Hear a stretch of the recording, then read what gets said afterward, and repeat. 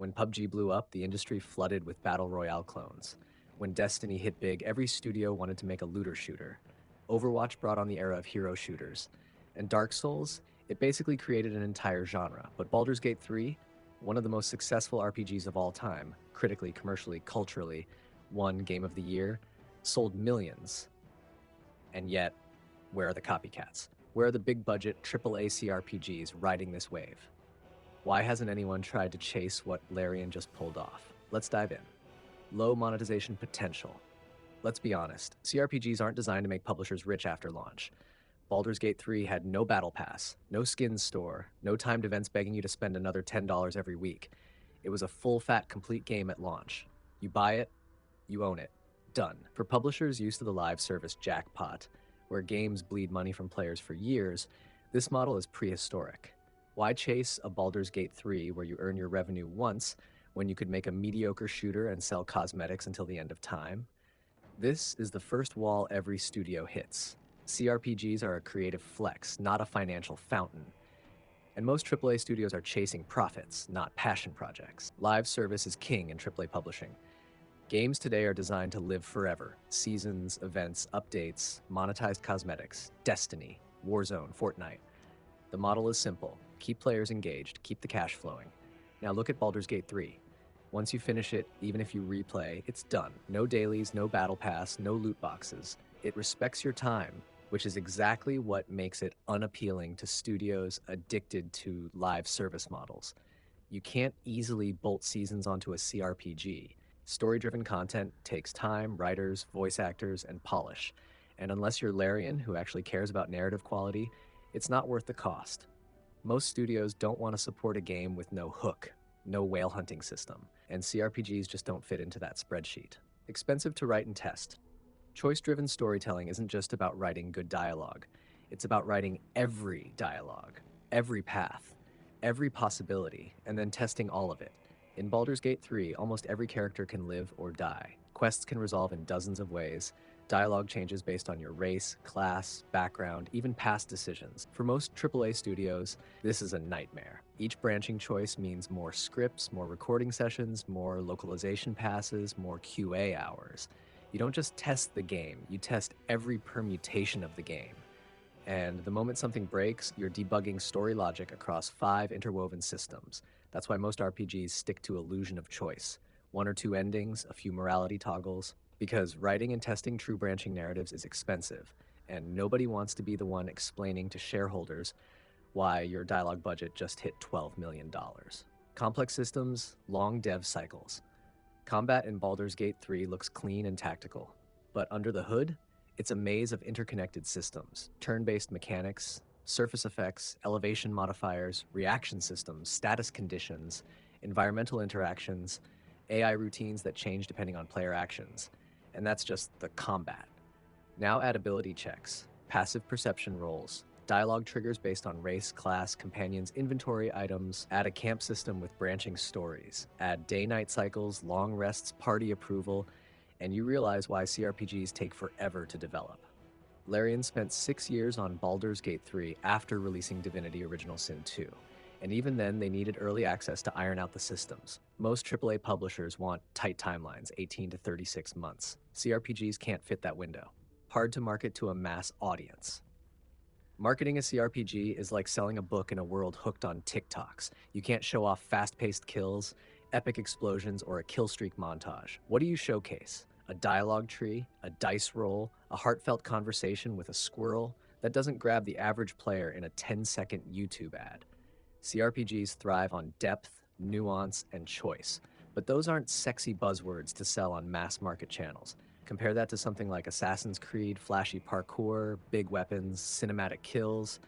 You instantly know what you're getting. BG3 went viral despite being a CRPG because of the insane attention to detail, word of mouth, and yes, some spicy romance memes.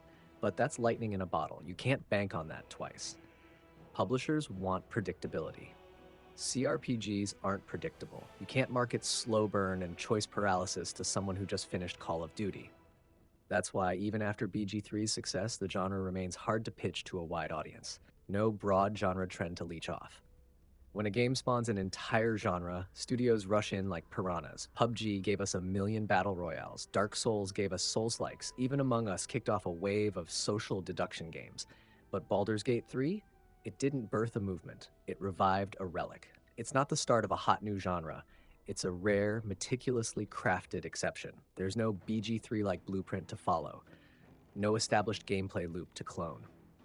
No Twitch meta to tap into. You can't slap a coat of CRPG paint onto a generic engine and expect magic. Because unlike battle royales or looter shooters, CRPGs aren't plug and play.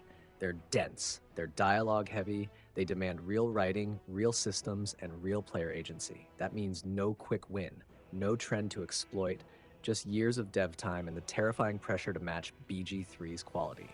That's why most publishers look at BG3 and say, wow, incredible achievement. Anyway, let's greenlight another shooter. Player freedom kills predictability. In most AAA games, the player's path is carefully choreographed. Cinematics hit on cue, dialogue lands with precision, boss fights, character arcs, dramatic reveals, all perfectly timed and placed. CRPGs laugh at that idea. In Baldur's Gate 3, you can kill quest givers, sleep with villains, skip entire story arcs, side with the bad guy, and still get a satisfying ending. From a production standpoint, that's chaos. And for studios that rely on airtight control of narrative beats, it's a nightmare. Player freedom means you can't guarantee what someone will see or do. It fractures the narrative. Every branch needs writing, animation, testing, and support, even if most players never see it. It's the opposite of efficient. AAA devs love control. CRPGs demand surrender. And that unpredictability, it makes publishers sweat. Because if 60% of players miss your best content, how do you even market that? Larian raised the bar too high. Let's be blunt, after Baldur's Gate 3, you can't just slap together a CRPG and expect applause. Before BG3, the genre had a comfortable niche. CRPG fans were patient. They didn't mind if animations were stiff or if the voice acting came and went. A solid story, good systems, and meaningful choices were enough. But now, the bar has been obliterated. BG3 brought cinematic dialogue, motion capture for every line, full party banter, branching quests with real consequences, and massive reactivity down to race, class, and alignment. That's a nightmare for other studios. Because now, anything that looks like a CRPG will be compared to Baldur's Gate 3, and unless it matches Larian's quality in story, scope, and polish, it'll feel lesser by default. That kind of pressure stifles greenlighting. No one wants to invest tens of millions only to get review bombed for not being as good as BG3. So instead of trying, most publishers step back. Too risky, too expensive. Let's go back to what we know. CRPGs are still niche by AAA standards. Baldur's Gate 3 sold over 10 million copies. That's an astronomical number for a CRPG. Hell, that's blockbuster territory. But here's the catch. For big studios like Ubisoft, Activision, or EA, that's just pretty good. These publishers operate on a scale where the baseline target is often 15 to 30 million units minimum. Think Assassin's Creed Valhalla, think Call of Duty, think FIFA. These games don't just make money on sales, they make it on microtransactions, season passes, cosmetic bundles, long-tail monetization. CRPGs, they don't do that. They're deep, slow-burning, one-and-done experiences. There's no PvP grind, no cosmetic shop, no battle pass to keep players spending, which means that even if a CRPG becomes a massive hit by genre standards, the return on investment is still lower compared to a mass-market shooter or action-adventure game.